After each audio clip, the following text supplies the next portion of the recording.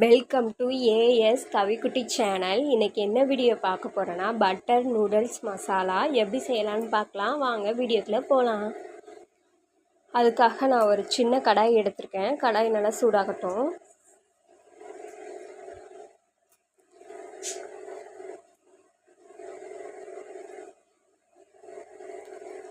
கடாய் நல்லா ஹீட் ஆயிடுச்சு. அது கூட கொஞ்சம் கடலை சேர்த்துக்கிறேன்.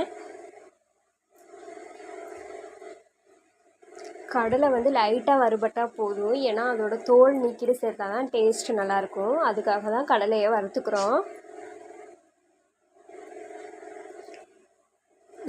இந்த மாதிரியே செஞ்சு பாருங்கள், டேஸ்ட்டு டிஃப்ரெண்ட்டாக இருக்கும். எப்போதும் நூடுல்ஸை காய்கறி போட்டு வேக வச்சு அப்படி தான் செஞ்சு சாப்பிட்ருப்போம். இது பேல்பூரி டேஸ்ட்டில் இருக்கும்.